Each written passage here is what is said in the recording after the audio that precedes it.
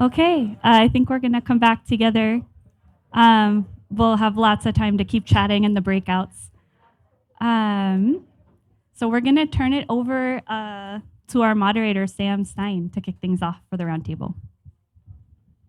Thank you, Julia. Thanks everybody for coming. This is a really great gathering on the platform right now and in the audience. It's really exactly who we hoped would be here for this conversation.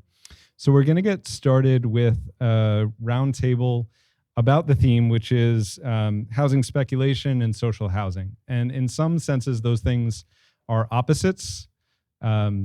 Social housing is the opposite of housing speculation, but they're also connected because housing speculation can lead landlords and investors to lose their buildings to social control if tenants can organize and grasp the resources to take control of their buildings.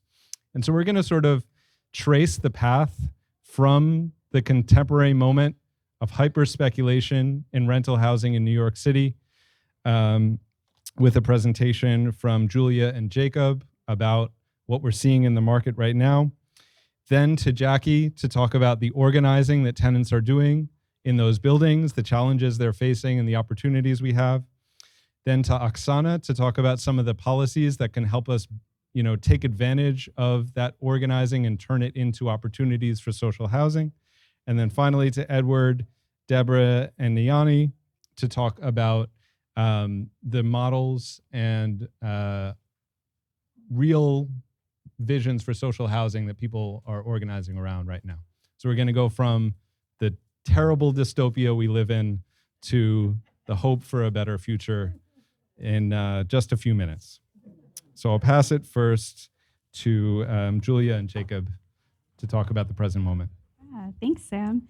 So I'm going to try to give just a really, really quick overview of some new research from LISC and UNHP that's focused on the impacts of speculation in New York City neighborhoods.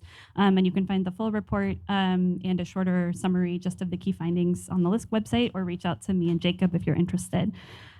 So just to start, of course, I want to acknowledge all of the paper's authors and especially the really groundbreaking work of UNHP, who has maintained the Building Indicators Project, which is a data set of the financial and physical conditions for thousands of privately owned multifamily buildings all over the city. That was really the heart of this research project.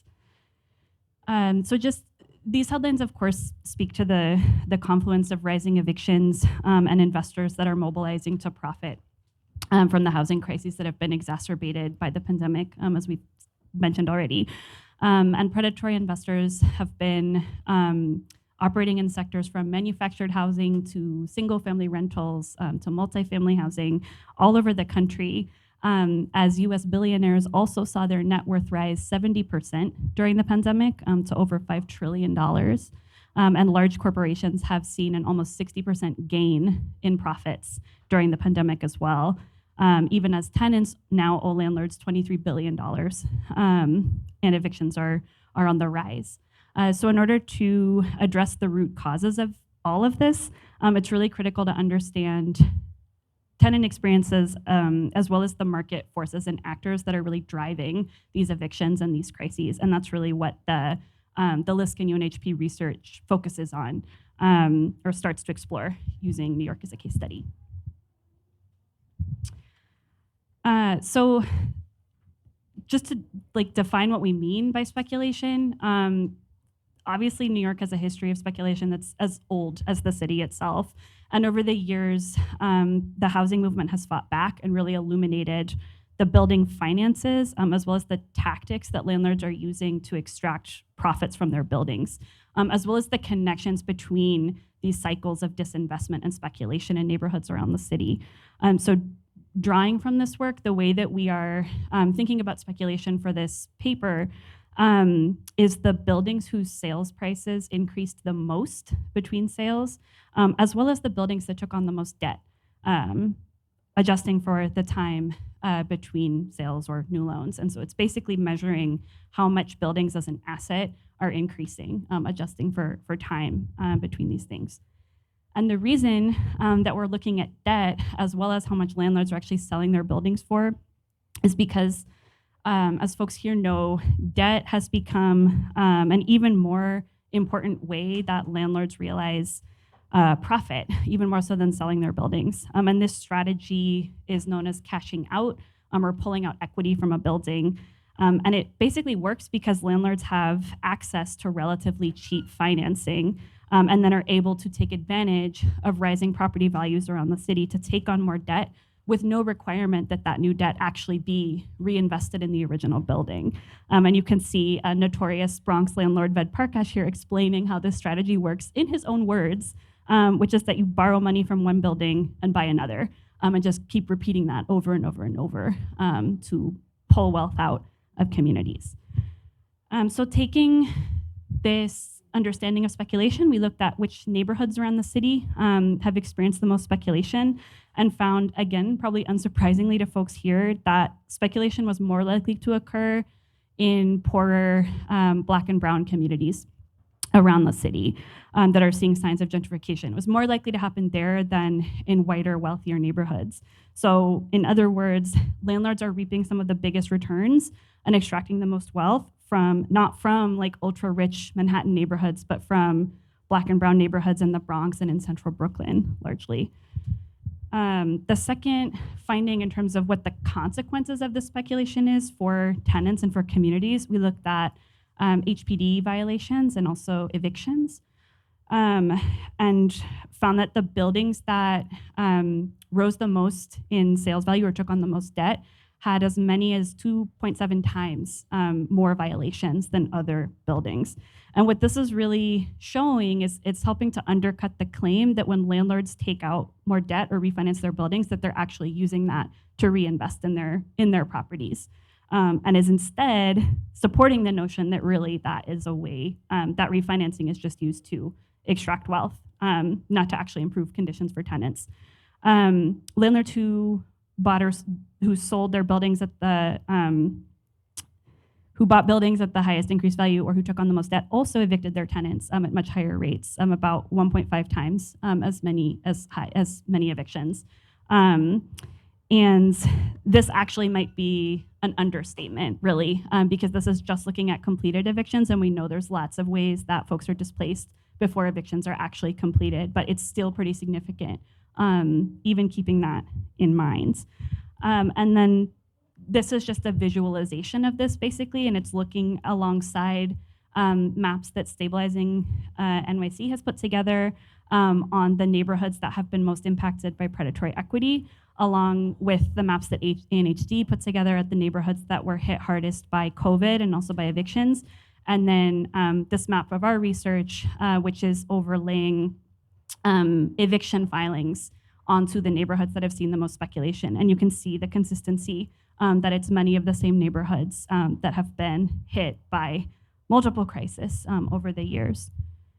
So then the last thing, just really quickly on a slightly more positive note too, is that we also looked at the protective effect of affordable housing investments. So trying to understand if these types of investments are actually helping to counter speculation, or and found that largely buildings that had affordable housing subsidy were better quality. They had as many as 75% fewer HPD violations than unsubsidized apartments. And this is like compared even with luxury buildings with brand new construction, they still on the whole had fewer violations. And so it's helping to show that these types of investments are improving housing quality and not engaging in that same sort of like extractive practice of pulling money out of buildings and neglecting them.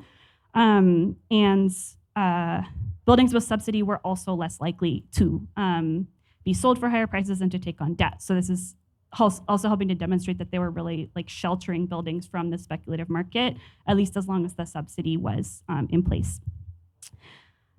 So just to quickly wrap up, we make a number of recommendations in the report around both immediate actions to support tenant organizing and help keep tenants housed now, as well as expand community ownership as a form of social housing that actually takes land and housing out of the speculative market and puts it into tenant and community control. And that's what others on the panel are going to talk about, like all the amazing work that they're doing to make that a reality. So now I'm going to pass it over to Jacob, who's going to delve a little bit deeper into some of the multifamily finance trends and what they're seeing around the city. Cool. Thank you, Julia. Yeah, Julia actually did a lot of the organization for this event, and it was a lot of work.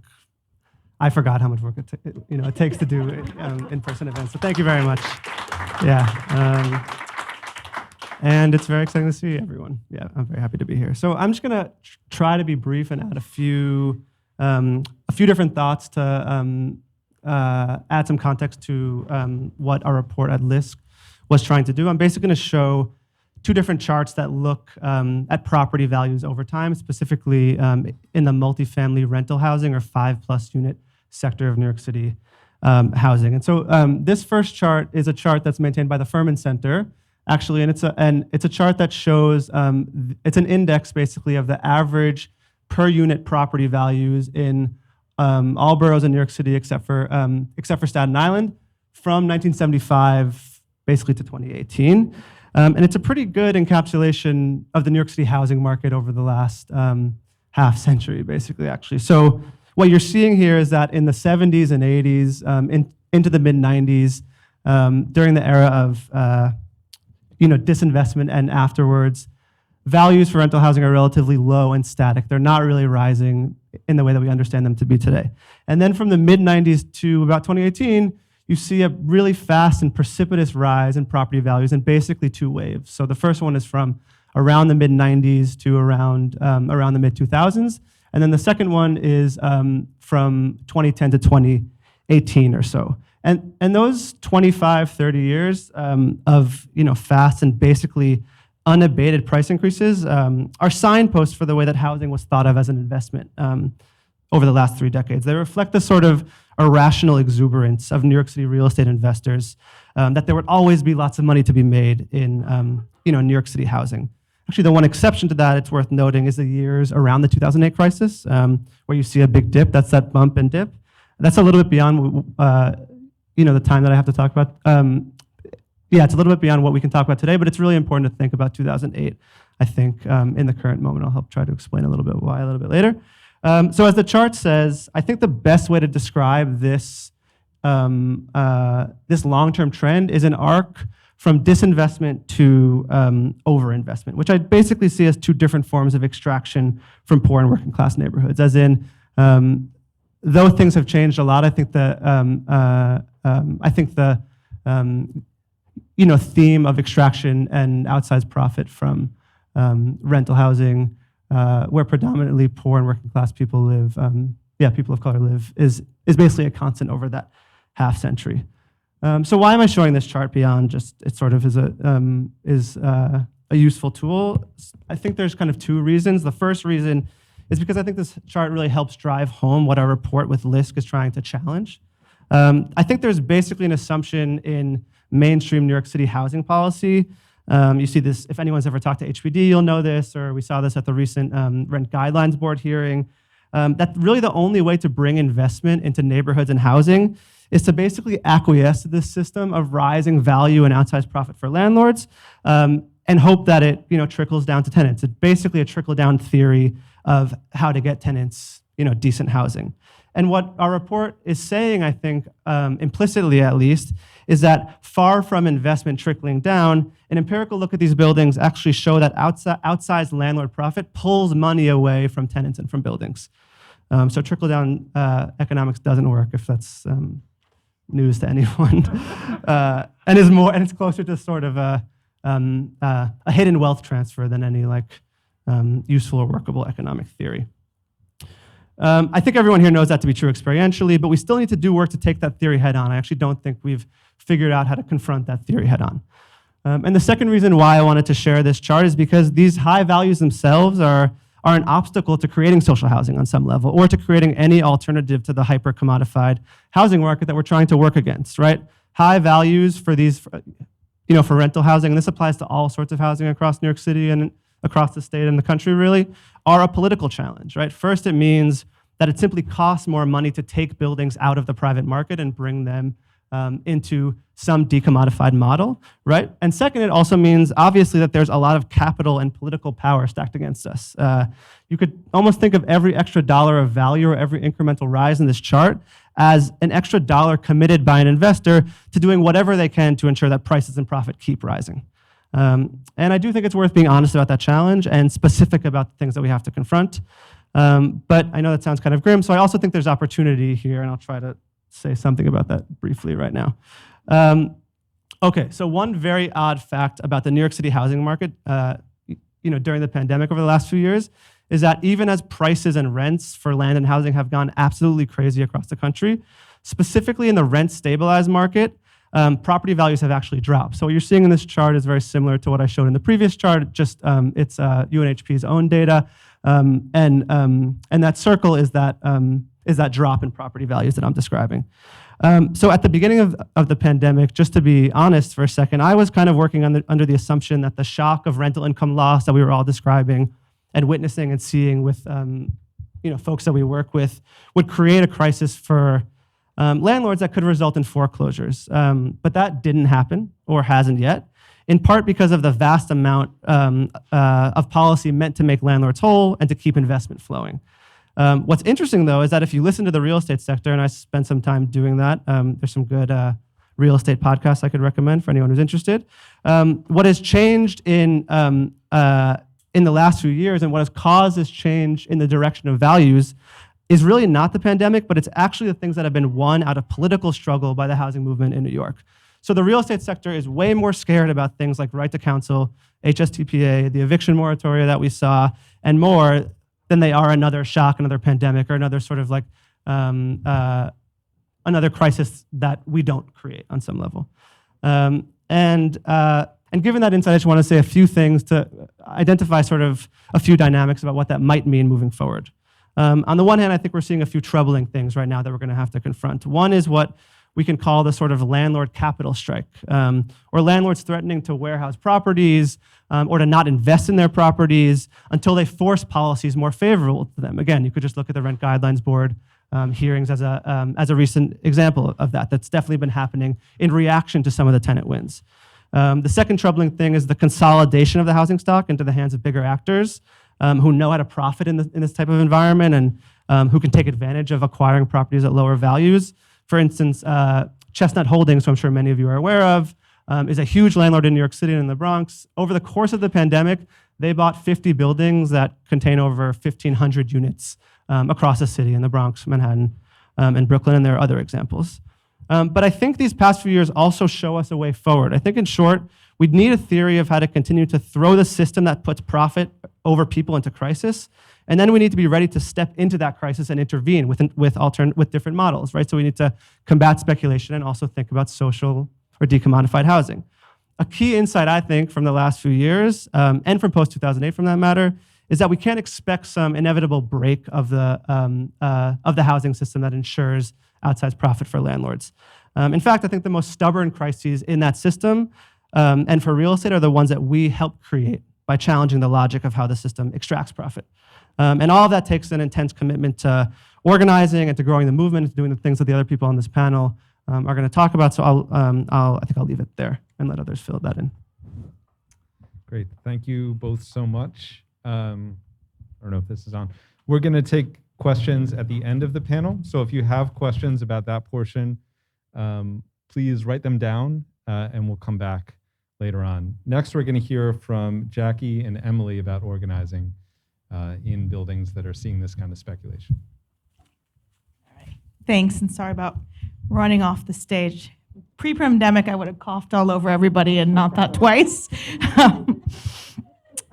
So I work coordinating a coalition of tenant organizing groups and Take Root Justice, which is a legal service provider. And our model had been to really look and identify these different landlords that have been described, and a lot of them are in this report: Icon, Park Ash, R.A. Cohen, Zara Realty, Stephen Croman, the landlord that went to jail very famously, Moshe Pillar.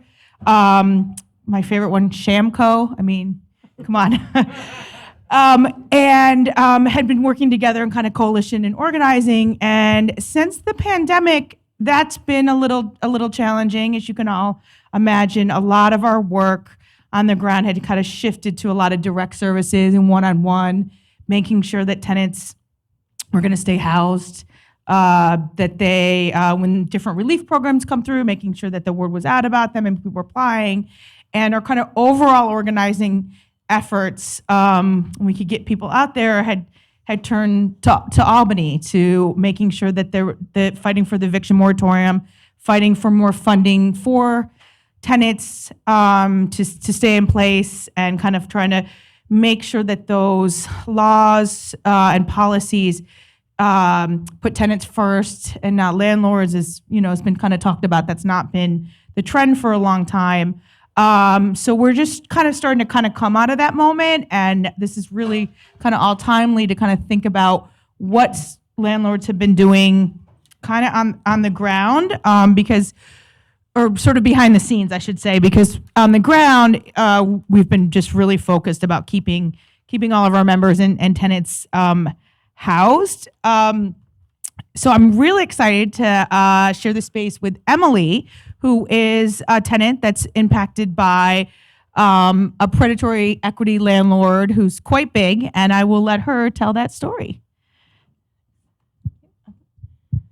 Hi, everyone. Thank you so much, Jackie. It's nice to be here with you all. My name is Emily. I'm a representative of the Greenbrook Tenants Coalition, and we have been organizing over the past year against our predatory equity landlord, Greenbrook Partners. A little bit about Greenbrook. They are by now a major player in Brooklyn. They own over 150 buildings. The vast majority, I think 98%, purchased since the beginning of the pandemic. So quite a shopping spree.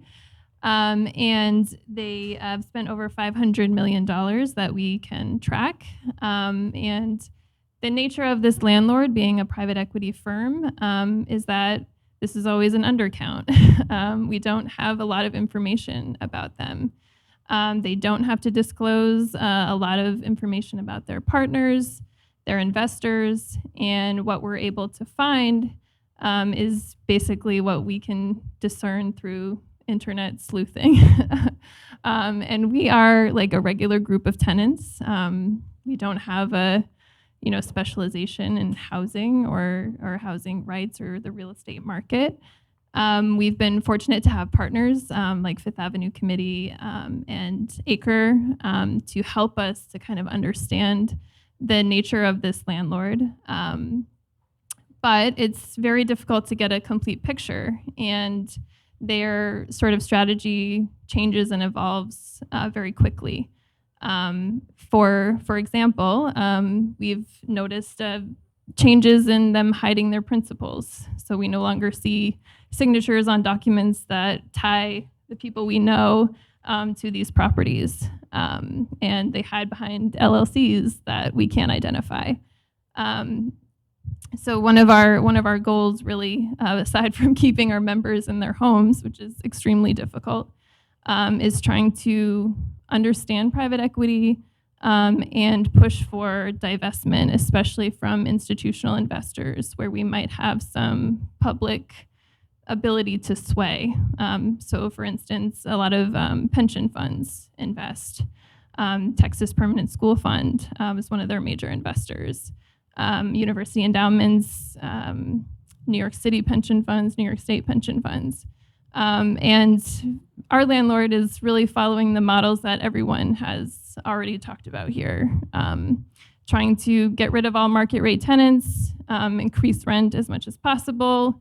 We've seen the use of spreader mortgages, trying to extract as much from the properties in order to buy more. And construction as harassment, tons of violations, 2 times the city average across the portfolio.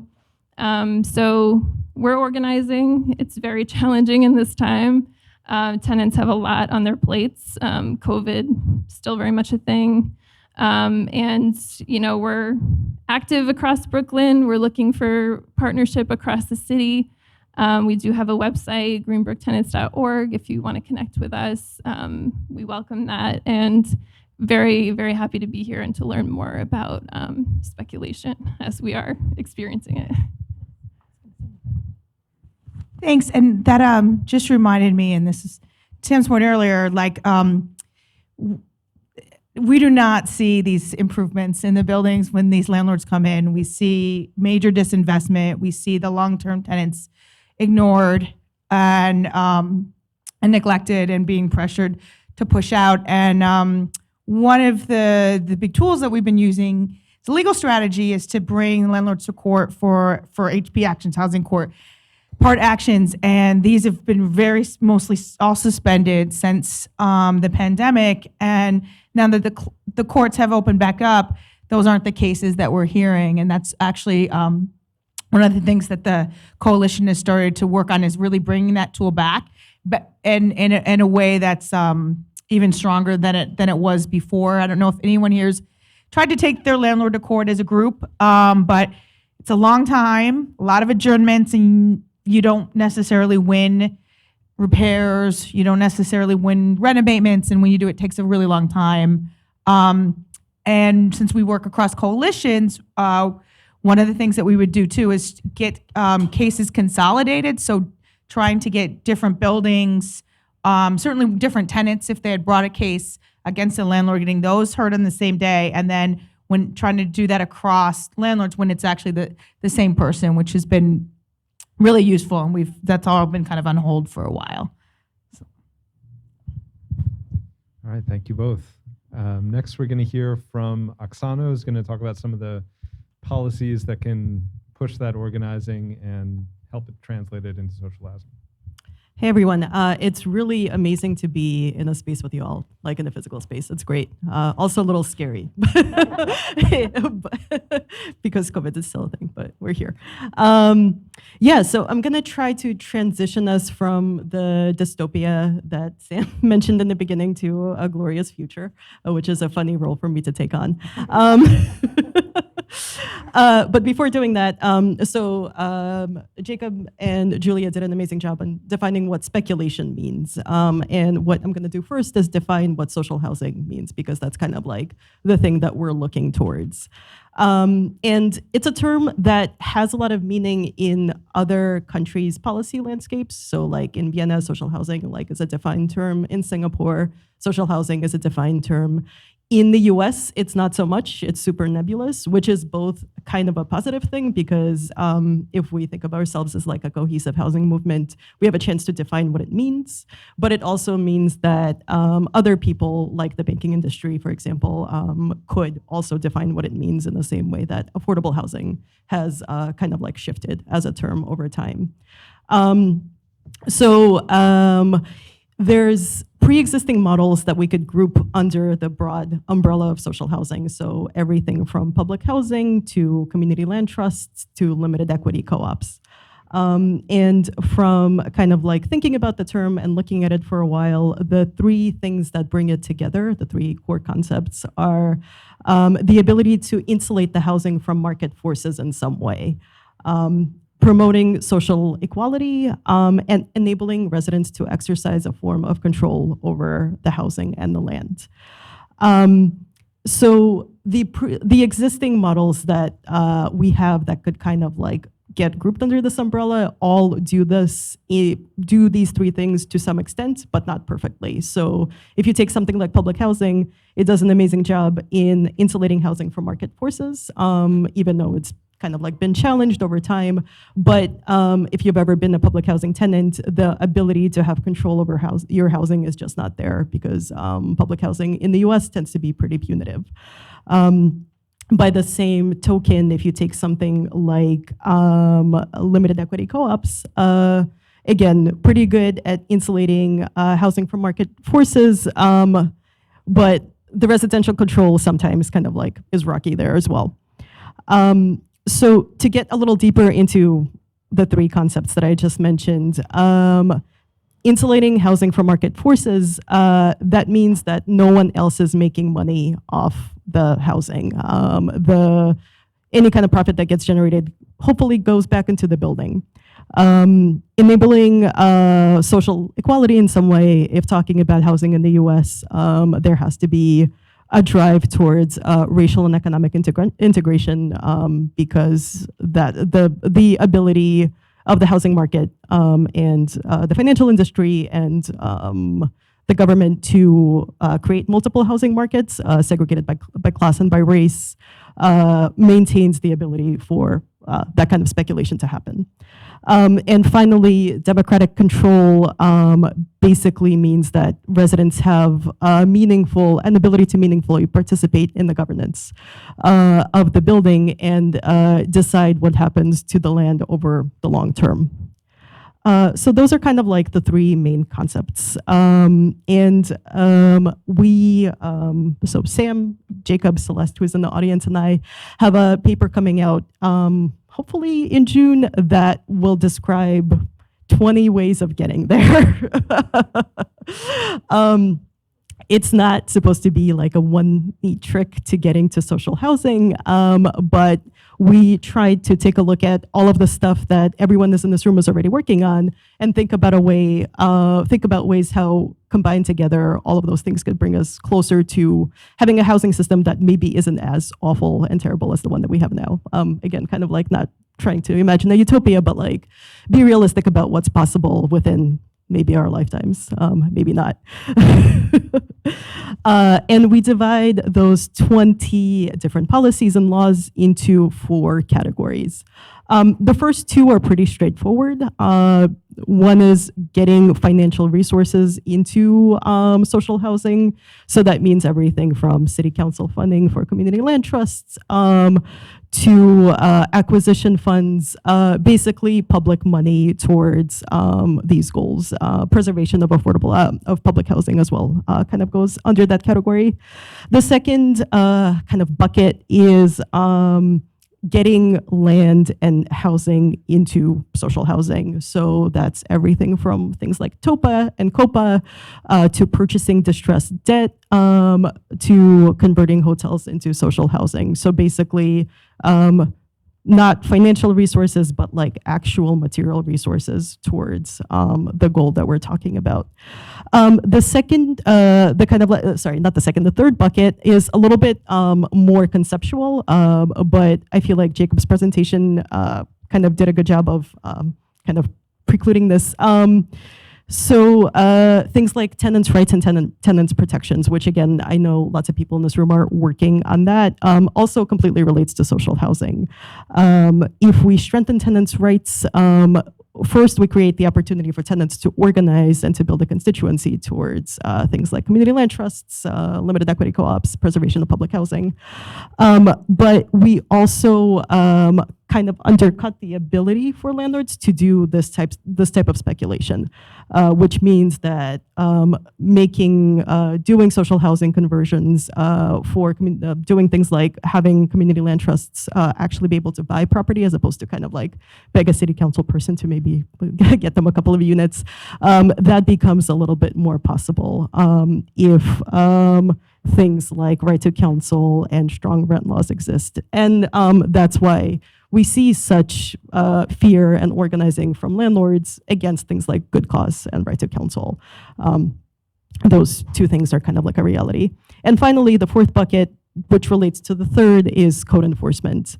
Again, not necessarily like obviously directly related to social housing, but again, creates the conditions for people to be able to both organize because they're not worrying about the fact that their roof is about to cave in, but also removes the ability for landlords to, or doesn't remove the ability, but makes it much more expensive for landlords to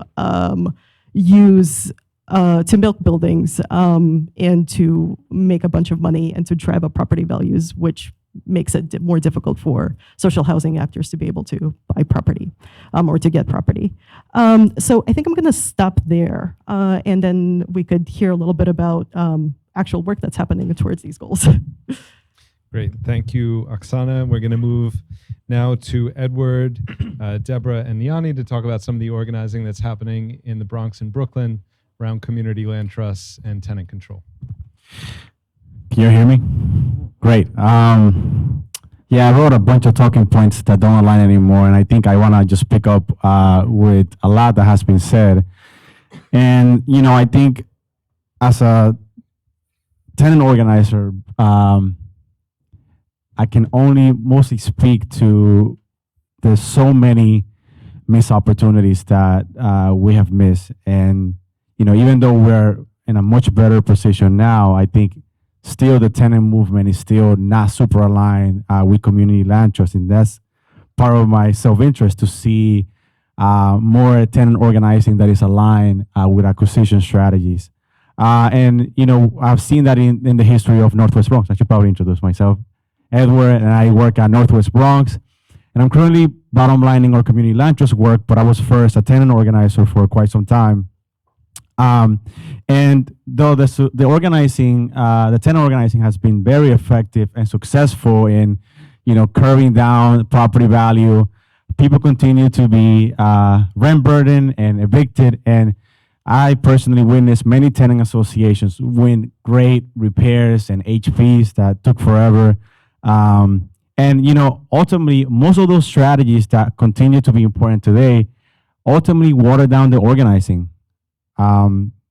I personally saw many tenant associations over time get tired of long court cases that were not yielding the result and that are actually in response to the nature of how bad the conditions were, right? Because, we know the violation code foresees that need to be addressed immediately, and courts anyways are taking a really long time to still give landlords many additional opportunities. And for Northwest Bronx, I think the community land trust work was like a wake-up opportunity to take a shift in our work, because we continue to be as poor, or people continue to be as poor as they were 45 years ago when, we started in the 1970s. So many missed opportunities. Many of you might remember a little bit of our organizing around the Jerome Avenue rezoning as well, that spoke to how no matter just like how important the response from community was, elected officials continue to not stand with community. And so we incorporated our community land trust in response to the many years of tenant organizing and fighting the rezoning, and seeing that we were still not getting access to the land that should be in community hand. So we incorporated a community land trust and have been fighting with a lot of great organizing groups and launched an organizing campaign around public land. And that has been most of our organizing efforts around community land trust. But there is definitely a deep self-interest, and also Northwest Bronx, to see a lot of our tenant associations actually align with our community land trust work and to be pursuing acquisition strategies. And I think a huge opportunity for us now is definitely the Kingsbridge Armory, which is a long organizing battle, has been a long organizing battle for Northwest Bronx, and that also brought a lot of missed opportunities. Though there were a lot of great victories in a historic CBA, Community Benefits Agreement, it did not include a lot of other things, such as community control of the land of the Armory. And so though the organizing was very successful before, and now that we wanted to be ice skating in the Kingsbridge Armory, but we won a historic community benefits agreement that guaranteed prevailing wages, jobs, and also some community control of the space. And so now there's a huge opportunity for us to ensure that this large community that should be community control space, it's serving the community, and that we are not only in control of a community benefits agreement, but also of the development and whatever happens in the Armory. So I want to pass it to my colleague, Deborah. Thank you, Edward. Can y'all hear me? I hear myself. Okay. I'm Deborah, and I'm a member of the East New York Community Land Trust, better known as the East New York CLT. I feel awkward because everybody got papers and the whole nine sitting in front of them. But I'm a truly community organizer. I speak from my heart, So that's what I'm here to tell you about today, about the East New York Community Land Trust, how we got started. And we've only been in together for, I'm going to say 3 years. But within 3 years, we have truly organized and educated the East New York and Brownsville community on what a community land trust is, how it can upbuild the community, how we should be taking back control of our land, our community, our decisions on what should be built on this land. East New York CLT has done surveys throughout East New York and Brownsville, and we found that there are over 250 vacant lots in East New York. We are in a housing crisis today. We need our land back. We need the community to have control of the land. Yes, I love my community, East New York, because it was full of 1 to 4 family homes. Now the developers are coming into East New York and they're building 10, 15, 12-story buildings. We don't want that in East New York. We want our 1 to 4 families, 1 to 6 family homes, rental units, co-ops. We want commercial space. We want green space. We want HPD, and we want the agencies involved to give the land back to the community. I am a true organizer. I believe that this can be done. I thank the CLTs before me, East Harlem El Barrio, Northwest, and all the CLTs that's fighting for the land. I thank them for leading the way in the struggle that we have. Yes, it's a struggle, but it's a struggle worth fighting for. There are so many, like Edward said, missed opportunities for our people, for our youth. It's not for me today.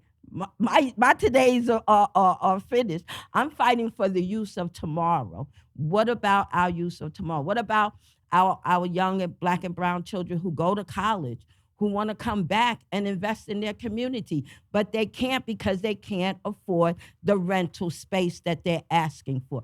So East New York CLT, we control the land. We control what is built on the land. Everybody knows that land is power. You decide what's put on that land. So we are going to continue to fight for control of our land. East New York CLT has an event coming up. Yeah, I'm broadcasting. The 21st, there's a lot of vacant lots. I'm going to say vacant. There's a lot of lots in East New York and Brownsville, in New York, period, that's owned by HPD. But they let NYPD come into your neighborhood, my neighborhood, our neighborhood, and park in these lots for free. We need our land back. We need to be able to build what's needed for the community. The East New York CLT, we're not coming to get the land and say, here, poof, this is what we're putting there. We do surveys. We ask the residents. We ask the community, what is it that you want to see here? What makes your company, what would make your community thrive? So many people want recreation centers. They want something for the youths to get them out of the streets. Let's build something for the youths, indoor, outdoor park. Let's build theaters. Why should we have to come to Manhattan to see a show when we can spend our money in Brooklyn, in East New York, and let the money come back to our community? So that's what the CLTs are about, community control. So I'm gonna stop. Oh, but May 21st, we're fighting for that lot that's owned by the 75th Precinct. Come out May 21st, you can check us, you can read it. We're all over social media, but we want community control back of that lot. We don't want NYPD parking their personal vehicles, not NYPD cars, their personal vehicles in that land anymore. Give it back to the community. Come out and fight with us. Isn't she fantastic? I gotta follow that. That was set up. Hello, everyone. My name is Nisha Tale. I'm the second member on the East New York CLT, one of the founding members, like Ms. Deborah here. And what she said is nice, sounds nice and utopic, but the truth is we're building the map as we're working it, okay? We're creating it as we're speaking it. This is a thesis that we are testing right now because this is a new phenomenon in New York City. A community land trust. We had been, one of the reasons I believe we started this trust, or at least my reasoning, was because I am a longtime NYCHA resident, which is fundamentally fortunate and unfortunate at the same time. fortunate because I've been able to survive living in New York City with rents that are capped at increasing at the same time because don't have a profit margin like the developers. They're not able to actually update and improve as often as they can when their model is to house low-income people. So what NYCHA has been is an example of, I guess, low-income housing gone wrong, which is why so many people want to be in the higher income housing business. And it's been a fight to continue to stay affordably, comfortably in New York City when the trend seems to be less space for more money. Okay? And when there are so many people who are willing to spend the money on less space for more money, it makes our job harder. It makes our job harder to convince them that not to say that they're not getting an improvement in conditions, but it's hurting the people down the line because the people that work in the grocery store can't afford to live in the condo in the neighborhood. So they have to come in from New Jersey or they have to come in from somewhere else. And so the New York City stops becoming a neighborhood. Okay, it stops becoming a neighborhood and just becomes a ground for people to come, collect riches, and then move on. And as much as we love this city, the heart and soul of the city are the people that have been raised here. We have grown up here. We fought here. We went to public school here. And we love everyone that comes here and join us. But we will not be pushed out because no longer you don't want our face to be the face of New York anymore. And that's why I decided to become a part of more social equitable housing so that we can grow income individuals instead of trying to have this parameter where they have to stay in a low income area in order to get affordable housing. There needs to be social equity and promotion in people's income level. And I really want to fight for that. So I'm glad to become a part of this group so that we can build economics as well as the real estate for our community. That's it. Get out of here. Don't talk about nice stuff. No, for real. I just want to introduce more so the CLT model and how nicely New York City Community Land Initiative, nicely. I find them to be our parent company because what they do is they teach and educate any community that wants to start a CLT. They will help you start a CLT, not only help you start, but they walk with you every step of the way. They have the resources that will help you go out into your community to educate your community. Nicely brings the CLTs together. We learn from each other. We're not fighting each other, each community. We're not fighting. We're learning and growing from each other. That's why I thank the CLTs before me, before the East New York CLT, because with Nicely and the CLTs that grew before us, we get to learn from them. Like Niani say, CLTs is a new model. Government is scared of CLTs, but due to the fact that we have a whole new administration now that we can train and move around the board like we want them to, we need to be able to continue to teach and train. But we have this new administration who understands the housing seriousness, the housing issues that we are having in New York, period. They understand and they're falling in line now. They're truly understanding what a community land trust is. So we have a lot of more power behind us, and we look forward to each and every community, every corner in Brooklyn, Manhattan, Queens, every borough to have a CLT. Thank you, nice. Hold on. All right. Thank you to all the speakers. We've heard a lot, and there's a lot on the table. We want to have an opportunity for questions. I have lots of questions, but I suspect that people in the audience do too. So let me first throw it to the audience. Does anyone have a question ready to go? Yes. Hi,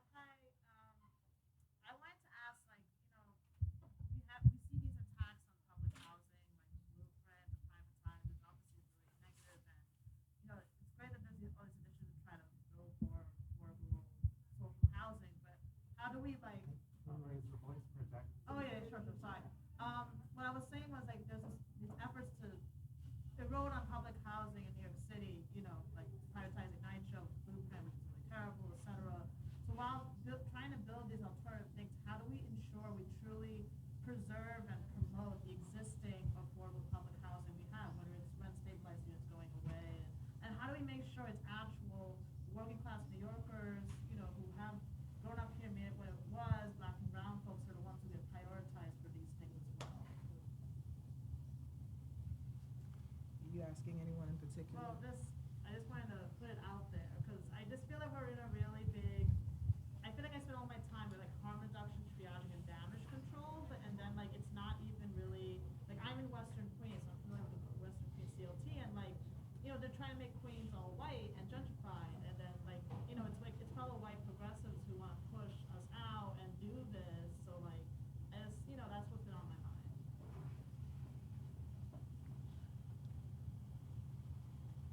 Does anybody have an immediate response to that question? I'll try to take it, right? Because I think you had mentioned the blueprint for NYCHA, which you said is a bad program, and I wanted to ask you about what particular did you think was bad about it? Because if you listen to the residents' point of view, their living conditions are atrocious. So I want to ask you, what do you think is bad about NYCHA trying to now come up to solve decades-long problem? I think NYCHA should be solving it. I know a lot of people who are organizing against like NYCHA residents who are organizing against it because it's privatizing public housing and as socialism. Okay, that's what you're saying.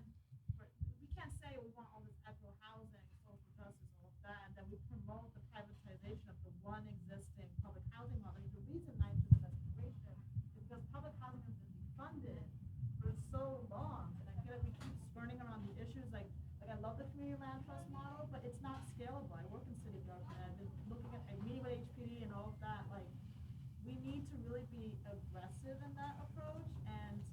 You know, being like, oh, NYCHA's like a hopeless cause or whatever. Our best bet is to privatize. And like, again, this is what I'm hearing from residents and other folks who are affected.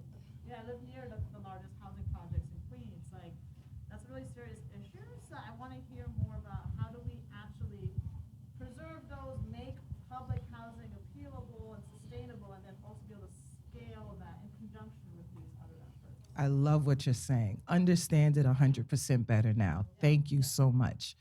Because there's a lot to what you're saying about, I guess, when you hear it from the tenants in a different development versus the developments around New York City, which have different problems uniquely specific to them.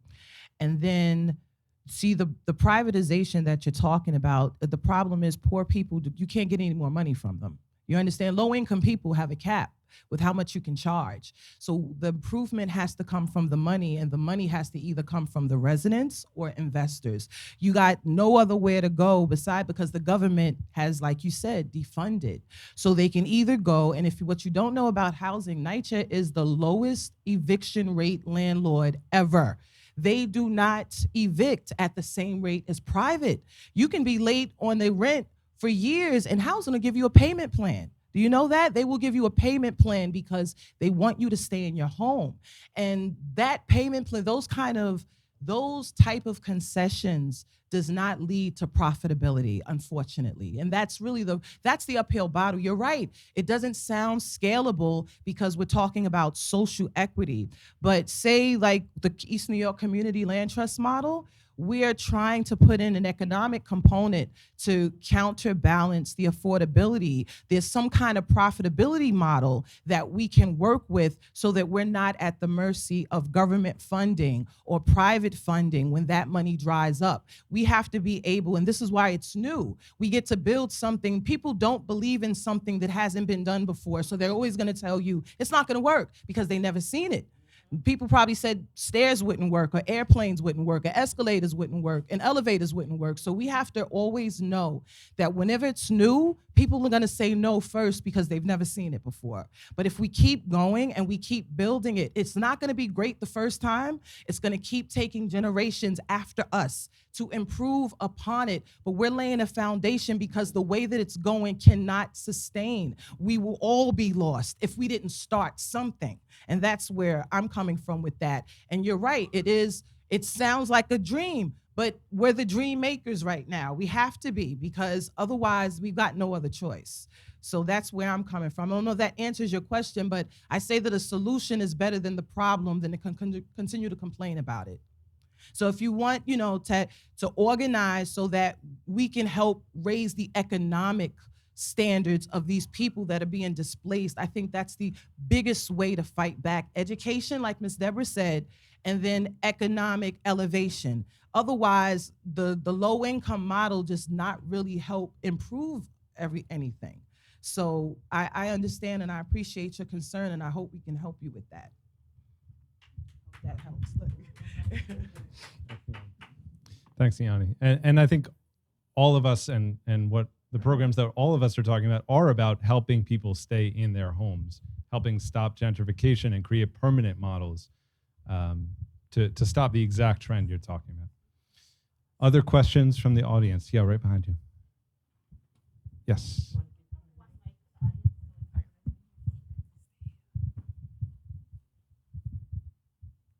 Hi, Jamie from ANHD. This is awesome. Thank you, everybody. Wow. I have 20,000 questions, but I'm going to ask one. For anybody that knows me, I am single focused on one particular law, the Community Reinvestment Act. Not going to ask you to fix it today. But I love when you were giving the buckets, Oksana, about like the ways to create social housing. There was financial resources, land and housing, tenant rights, and code enforcement. I think that kind of speaks to what you're all talking about. I'm just curious, because we are in a not social housing environment, right? We are in a capitalist. And I really love all of this, and I don't think it's just a dream, actually. I think it's awesome. When you mentioned financial resources, I heard it sounded like all government money. And I am just curious how you see the role of like other players in this. Is this about getting to the ideal where it would strictly be government funded, or do you see opportunities? We're always looking to like make sure the banks are held accountable for the bad lending, and that's alongside the part of the enforcement piece, but also trying to get investments into things that are positive. And I was just actually curious, a technical question almost. When you talk about financial resources, are there other sources that you look at, or is this strictly housing? Meaning, like, you could have, I know we've talked about banks financing Toba Copa down the road, and that would be helpful, or potentially investing in social housing versus divesting from it. So I'm just curious how that fit into the model that you're talking about, you and Jacob and others. Yeah, absolutely. Thank you for that question. So I feel like both Jacob and Celeste, who is in the audience, who is one of the other authors on this thing that hasn't been published yet, can speak better to this than I can. But it's not just government resources, but things like purchasing distressed debt at a discount, and other ways of using the leverage like CRA to hold banks accountable to then get that money into social housing is absolutely another thing that we should all be looking at. But I think that the kind of like the catch there is making sure that the kind of like holding, like the idea of holding banks accountable, there's kind of like it's a double-edged sword, because on one hand, it's an important thing to do, but we also don't want to make housing resources for permanently affordable housing be tied to the bad things that banks do, because like ostensibly the goal is to make sure that financial institutions and investors don't do those things anymore. So yeah, like I think that like both disciplining financial actors, but not making that like the only vehicle. And I do think that like the government has a big role, like the federal government specifically has like a pretty big role to play, like outside of the punishing financial actors. But like, yeah, I don't want to forget that too. And I definitely did when I talked about the 4 buckets. I don't know, Jacob, do you want to say something else? Yeah, I think that's exactly right. But just one thing to add. I mean, I do think in all this, we should see banks as like an organizing target, as in, in order to hold them accountable to doing the right, to helping support the right sorts of things. I mean, I think that's just, I mean, this is my perspective, but as much as I love like the, public bank stuff and having a public bank, I think that's super important.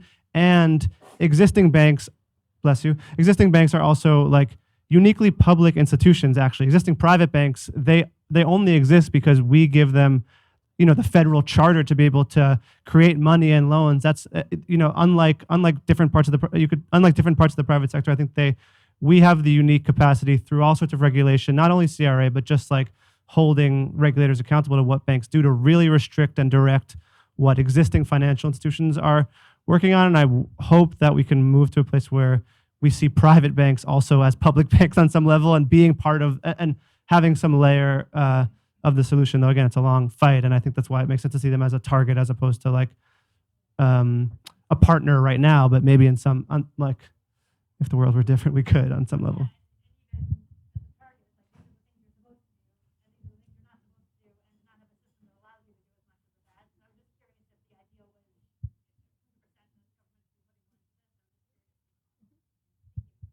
Yeah, I wanted to add something to that too. That community reinvestment also made me think of an institution that is often forgotten as well, which are hospitals as well, and the role that they play to funding social housing to keep people healthy, and it's often something that we're not really exploring, and the amount of money that they invest in other things like yoga classes, which are great, but like often are not necessarily keeping people out of the hospital.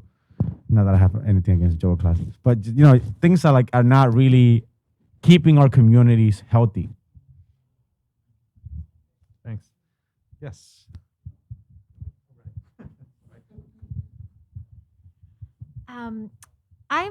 So one thing I'm really interested in is how I think like right now it's supposed to be like 1 million units of housing in New York City is rent stabilized, right?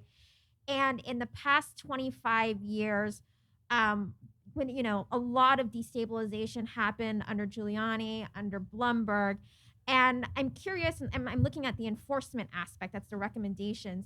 What can be done, because it doesn't seem to have been enforced, but the enforcement of illegal destabilization, especially with smaller buildings, like not like the big sty towns, but like 30 to 50 units that are primarily in Black and brown communities, like in East New York, like in South Brooklyn, because I haven't seen what enforcement, I haven't even imagined what enforcement can look like in order to prevent this kind of illegal destabilization, because a lot of people who move in, especially in units where and communities where there's like a lot of transition, don't know that they are in illegally destabilized units.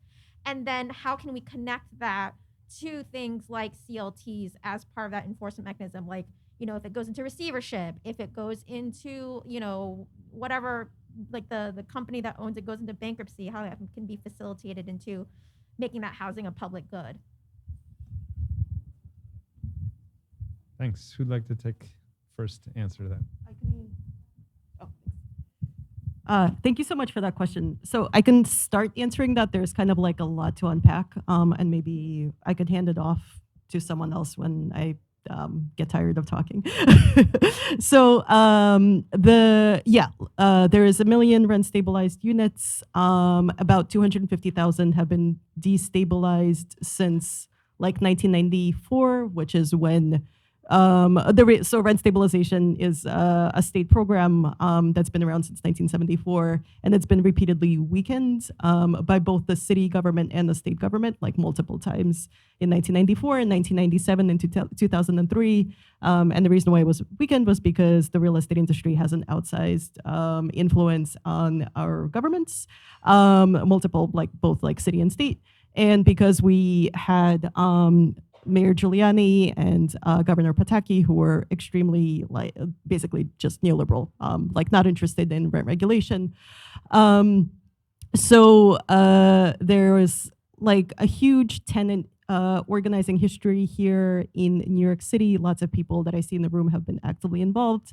We were able to pass a stronger rent law in 2019 called the Housing Stability and Tenant Protection Act.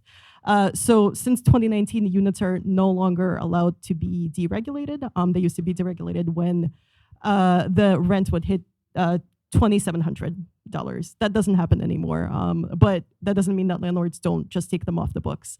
So concrete ways in which it is right now possible to make sure that doesn't happen. If you live in a building that looks old, you could ask for your rent history from the governing agency, which is HCR. It's the state housing agency. And the other concrete way of doing something, and this is kind of like a boring answer that Ms. Deborah alluded to, is like organizing. Like, so basically just talking to your neighbors and making sure that you know who else lives in the building, because the only way to fight your landlord is if you're talking to other people in your building. And lots of neighborhoods have like pre-existing tenant organizations. The kind of like more looking forward answer is more funding. There's a tiny unit within HCR called the Tenant Protection Unit. It has like 5 people. They're supposed to oversee the regulation of a million units. Like, the only way they do it is if a tenants association says, "Hey, our landlord is doing something sketchy."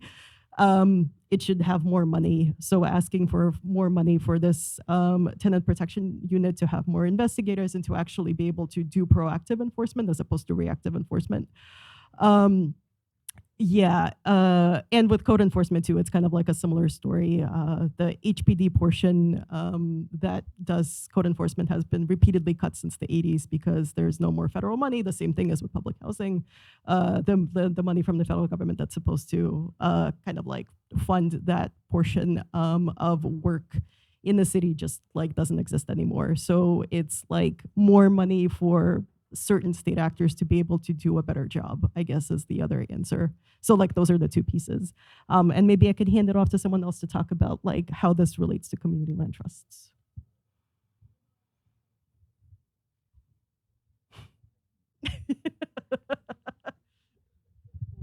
Just wanted to add something onto as one of our fellow Greenbrook tenants, and going off of what she spoke of, the burden falls on a new tenant of that unit to request the rent history. We have an organized TA in our building, and as a TA, we're not able to request the rent history of a unit that is not occupied at that time by that requester. So there is a disadvantage for organizing units like our TA and our coalition to accessing that type of information. And I believe the tenant in occupancy only has a certain amount of time to challenge the status of the unit when they move in. So it's something that we're running up against where our private equity landlord, we know that there are, in some cases, entire buildings that should be rent stabilized. And our goal in organizing is to find tenants who are kind of willing to be like, hey, this is weird, this is messed up, like this whole building should be protected. And, you shouldn't be able to charge $8,000 in rent. But it is that extra challenge to have tenants in occupancy to bring that kind of claim against the landlord. Okay, I just want to add one little piece. The East New York CLT, along with the Abolish the Tax Lien Sale Coalition, we are fighting to change the legislation when it comes to how the Department of Finance collects their debt, the debt that is owed to them. Yes, people fall behind on their taxes, their water bills, but there should be resources out there that tenants, that homeowners do not know about. There are tax breaks, if you're a senior, if you're disabled, if you're a veteran, that homeowners don't know about. And the Department of Finance is not willing to share it with them. So we're looking for our community-based organizations to help stabilize and help keep these homeowners in their homes. Yes, the Department of Finance will come up with a payment plan, but dare you not pay one payment and your payment plan is defaulted and they're ready to put you back on the tax lien sale. The Abolish the Tax Lien Sale Coalition has come up with a couple of little minor things that may have made some changes, small changes, but we're still working very hard to create legislation and a replacement system for the way that the taxes are collected. I'd like to thank Take Root Justice, Paula Siegel, who has been awesome at creating our legislation, who has been awesome at doing it. But like I said, we now have new council members. We have a whole new administration who realize and recognize the harm that this tax lien sale has done to their constituents. So they're willing to work with us to make these changes. And we just have to, stay on course, stay on the fight. Don't give up, because there will always be naysayers to anything that the people are trying to change to help the people in their communities, to help our Black and brown people stay in their homes. We're talking about seniors. We're talking about people who have paid off their mortgage, who have lived in their homes, in their communities for over 30 years. That's what we're talking about. And we're trying to keep them there. Yes, they may have had a tenant there who may have fell on hard times, who may have fallen to COVID, may have lost a job due to COVID, and now the homeowner can't pay their taxes. But let's give them some sort of resources to assist them. They're not looking to throw their tenant out because they understand the situation and what's going on with COVID. But let's find a replacement system, which the Abolish the Tax Lien Sale Coalition has a replacement system, and we just need to implement it. Thank you all.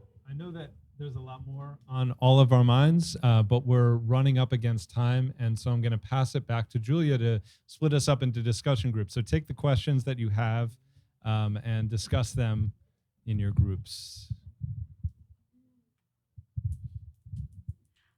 So we are actually going to take a quick break, and there's coffee and tea.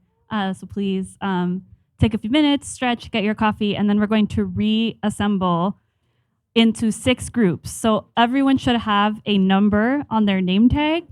That's your group number. The goal is just to have groups of about the same size.